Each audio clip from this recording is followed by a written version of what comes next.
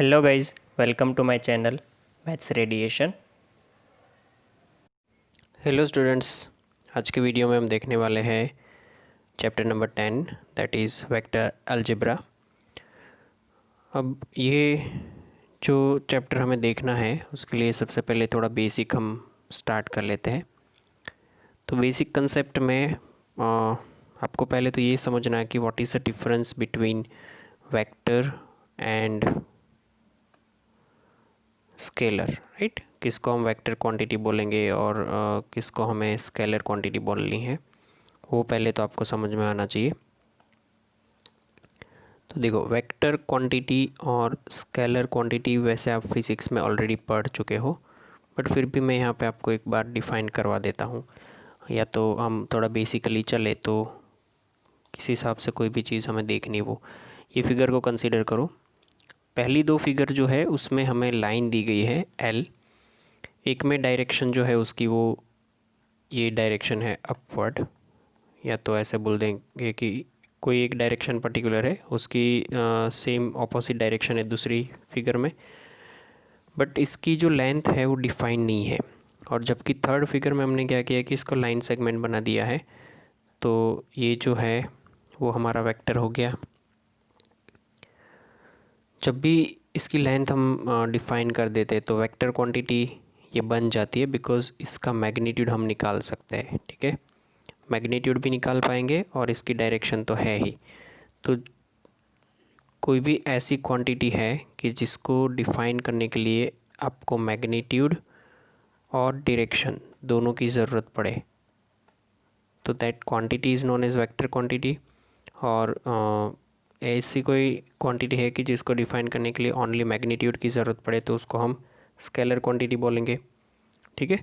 अभी कोई भी स्केलर जो है उसको दिखाना कैसे है। सपोज़ यहाँ पे जो हमें स्केलर दिया था उसको हम ए बी ऐसे बोलेंगे, vector A B, sorry scalar नहीं, वेक्टर की बात कर रहा हूँ मैं। या फिर आप ऐसे भी बोल सकते हो, राइट। इसमें जो ए जो है, A that is the initial point, और बी जो है उसको हम फाइनल पॉइंट बोलेंगे, राइट।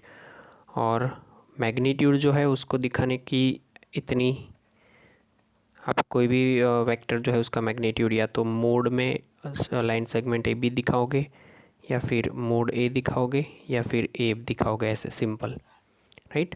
ये तीन तरीके से है कोई भी वेक्टर का मैग्नीट्यूड दिखाने के लिए। तो ये आपको एक थोड़ा बेसिक याद रखना है,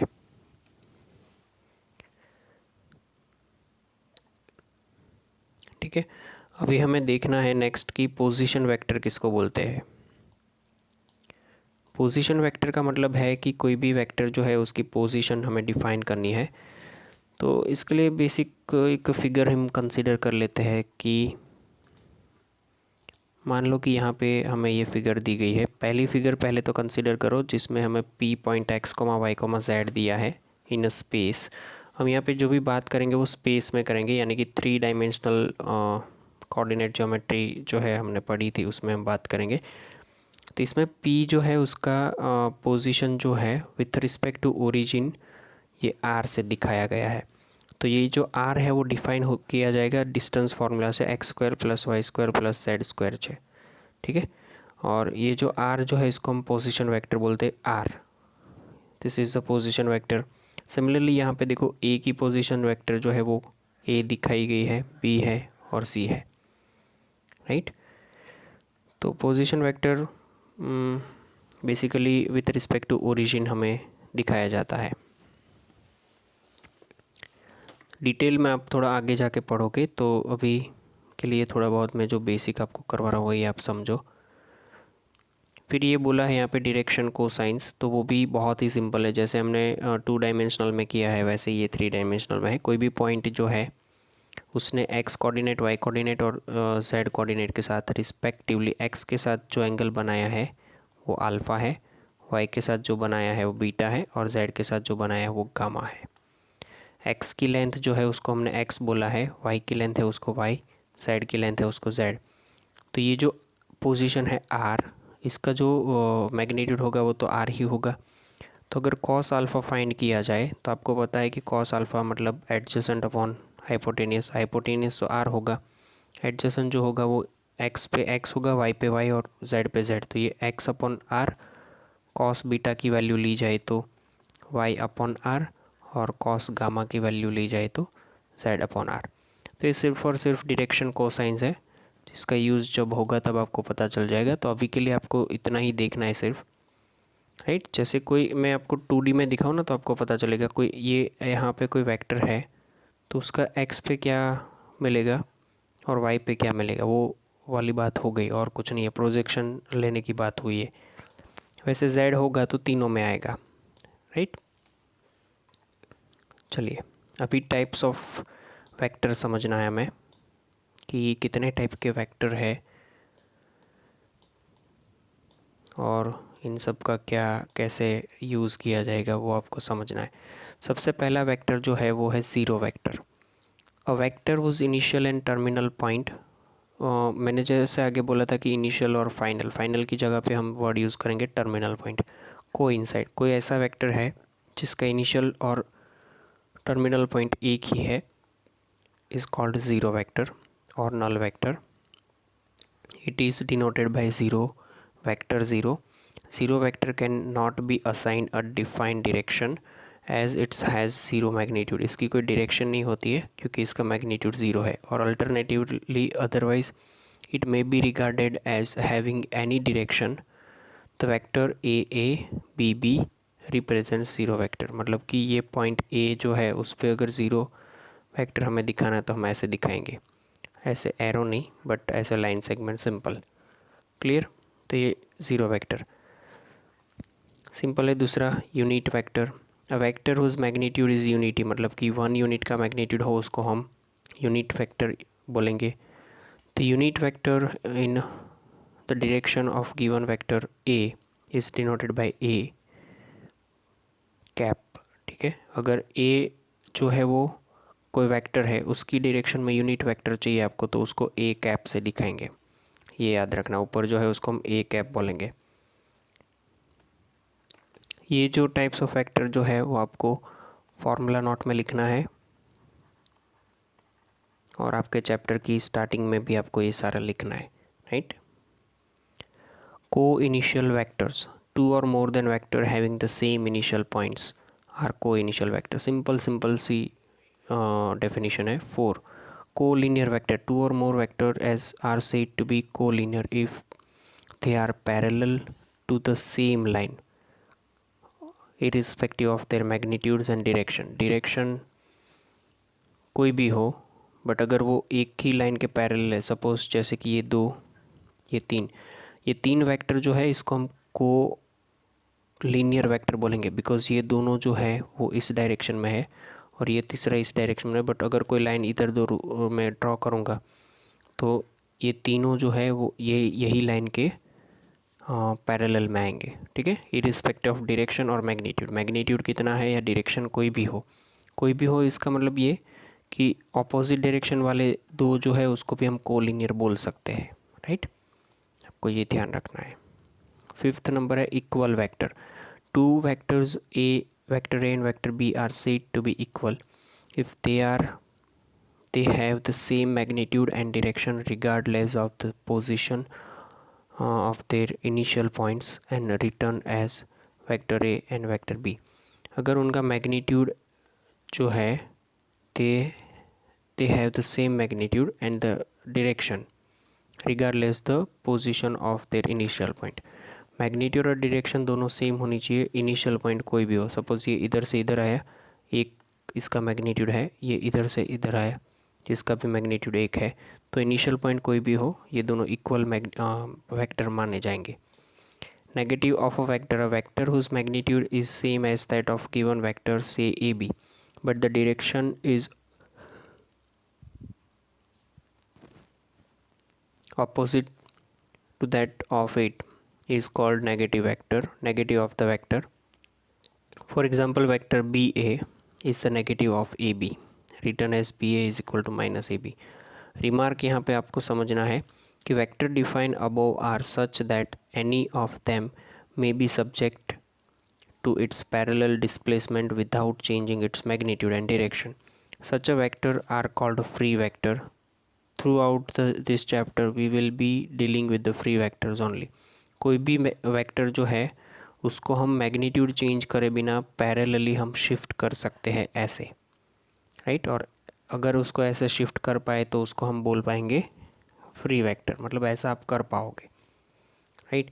जैसे कि ये लाइन हो गई और ये लाइन हो गई, तो यही वेक्टर को मैं इधर भी ड्रॉ कर सकता हूँ, बट मैग्नीट्यूड वही होना चाहिए, डायरेक्शन आप मैग्नीट्यूड सेम रहना चाहिए, सिर्फ डायरेक्शन भी वही रखनी है, तो आप इधर उधर चेंज कर सकते हो, राइट।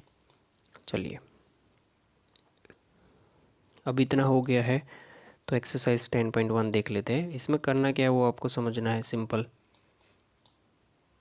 ठीक है। अभी तो थोड़ा बेसिक चलेगा, उसके बाद थोड़े हम चैप्टर में जाएंगे। देखो पहला क्वेश्चन जो है उसको आप समझने की ट्राई करो। इन्होंने बोला है कि रिप्रेजेंट ग्राफिकली, आपको ग्राफिकली ये समझना है कि graphically a displacement of 40 kilometre, 40 kilometre का डिस्प्लेसमेंट दिखाना है 30 डिग्री ईस्ट ऑफ नॉर्थ। थोड़ा सोच लो कैसे करेंगे। 30 डिग्री दिखाना है ईस्ट ऑफ नॉर्थ, तो पहले तो ये समझ लो कि चारों डायरेक्शन कैसे होती है। ये हो जाएगा नॉर्थ, ये हो जाएगा साउथ। ईस्ट वेस्ट का आपको पता होना चाहिए, ये वेस्ट है और ये ईस्ट है, सॉरी ईस्ट है, ठीक है। तो अभी आपको इसमें, अरे ये मैंने गलत दिखाया ना, इधर वेस्ट आएगा।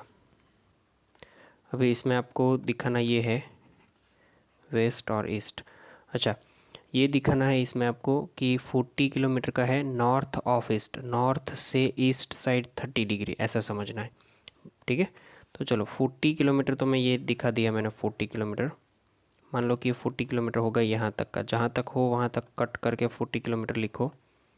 फिर इसको दे दो ओ, यहाँ पे कोई पॉइंट दे दो ए, और यहाँ पे डिग्री दे दो 30 डिग्री, ठीक है। बस ये दिखाना है आपको, सिर्फ और कुछ नहीं है। यहाँ पे लिखना है कि ओ ए, वैक्टर ओ ए का मैग्नीट्यूड जो है 40 डिग्री 40 किलोमीटर है, क्लियर। और ये जो अपना वेक्टर जो है उसको, ये वेक्टर ओ ए हो गया है, जो डिस्प्लेसमेंट दिखाएगा जिस तरह का है। मैग्नीट्यूड और डायरेक्शन दोनों हमने दिखाई। क्वेश्चन नंबर 2 समझना है। इन्होंने बोला है कि classify the following measures as scalars and vectors. कौन सा स्केलर है कौन सा वेक्टर है वो आपको दिखाना है। तो वो तो पता ही है आपको, 10 kg जो है वो किलोग्राम मतलब कि मास हो गया, जो कि आपको पता है स्केलर होगा, क्योंकि इसको दिखाने के लिए कोई वेट की ज़रूरत नहीं है। 2 मीटर नॉर्थ वेस्ट, मीटर जो है वो डिस्टेंस है, ये नॉर्थ वेस्ट डायरेक्शन दी है, तो ये टोटल जो है वो हुआ वेक्टर, ठीक है। 40 डिग्री, सिर्फ और सिर्फ डिग्री दिखाया है, तो ये जो 40 डिग्री है वो स्केलर हो जाएगा, बराबर। 40 वॉट ये पावर का यूनिट है, what, scalar again. Coulomb charge का यूनिट है, स्केलर। 20 मीटर पर सेकेंड स्क्वायर, एसेलरेशन जो है वो मैग्नीट्यूड और डायरेक्शन दोनों दिखाता है, मतलब एसेलरेशन के लिए डायरेक्शन भी ज़रूरी है, तो इसके लिए इसको हम बोलेंगे वेक्टर है ये, clear.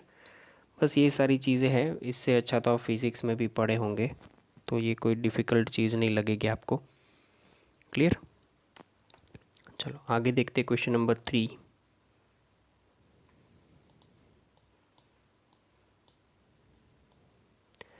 Classify the following as scalar and vector quantities. देखो टाइम पीरियड, टाइम जो है ना वो स्केलर क्वांटिटी, इसके लिए कभी डायरेक्शन की ज़रूरत नहीं है हमें। डिस्टेंस जो है वो अगेन स्केलर क्वांटिटी। फोर्स जो है डेफिनेटली ये वेक्टर क्वांटिटी है, बिकॉज फोर्स लगता है वो बोलेंगे तो उसकी डायरेक्शन भी डिफाइन करनी पड़ेगी। Velocity again vector quantity, and work done जो है वो स्केलर क्वांटिटी हो जाएगी, राइट। उसके लिए कोई डायरेक्शन की ज़रूरत नहीं है। ये सिंपल से क्वेश्चन है वैसे। क्वेश्चन नंबर 4 जो है वो आपको समझना है। In the given figure identify the following vectors, को इनिशियल वेक्टर कौन से है, इक्वल कौन से है, को लीनियर बट नॉट इक्वल। तो मैं फिगर यहाँ पे ड्रॉ की करके दी हुई है, इसको समझना है इनिशियल पॉइंट क्या है, कौन सा है वगैरह सब कुछ, बराबर। इसमें से को इनिशियल वेक्टर ढूंढने हमें। तो को इनिशियल वेक्टर ढूंढने के लिए आपको पता है कि इनके इनिशियल पॉइंट जो है वो सेम होने चाहिए। तो देखो ये इनिशियल पॉइंट अगर इसको कंसिडर करो तो ए वेक्टर और डी वेक्टर के इनिशियल पॉइंट, को इनिशियल पॉइंट सेम है, इसलिए ए एंड डी वो को इनिशियल पॉइंट हुए। इक्वल वेक्टर, इक्वल वेक्टर हम किसको बोलेंगे, दो से ज़्यादा वेक्टर अगर same direction, having same direction and same magnitude are called equal vector. Direction same होनी चाहिए, मैग्नीट्यूड भी सेम होना चाहिए। तो ऐसे हमारे पास है B, vector B and vector D, जिनका डायरेक्शन भी सेम है और वो भी मैग्नीट्यूड भी। को लीनियर एक लाइन में होने चाहिए बट नॉट इक्वल, बराबर। इक्वल वेक्टर तभी बोलेंगे जब डायरेक्शन मैग्नीट्यूड दोनों सेम हो। अब ये ए एंड सी देख लो, ये को लीनियर है, बिकॉज ऐसे हो या ऐसे हो इसको हम को लीनियर बोल सकते हैं, बराबर, इरिस्पेक्टिव ऑफ देयर मैग्नीट्यूड। तो ये ए एंड सी इसको को लीनियर बोल सकते बट इक्वल नहीं बोल सकते। इक्वल नहीं बोल सकते रीज़न क्या है कि इसकी डायरेक्शन ये है, इसकी डायरेक्शन ये है, तो ए एंड सी, ठीक है। सिंपल है, वैसे डेफिनेशन को थोड़ा रिवाइज करोगे तो प्रॉब्लम नहीं होगा, बहुत ही अच्छा और इजी टास्क है ये।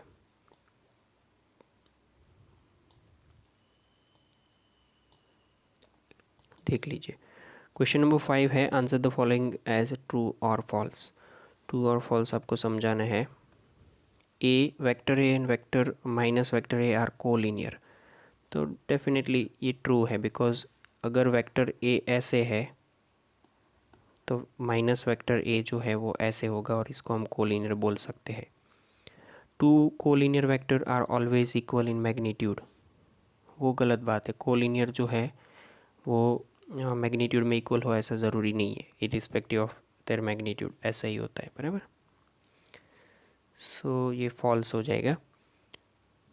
To vector having same magnitude are collinear, same magnitude हो वो हर बार कोलिनियर होंगे ऐसा भी ज़रूरी नहीं है, बिकॉज एक ऐसे हो और दूसरा ऐसे हो सेम मैग्नीट्यूड का तो कोलिनियर नहीं होंगे।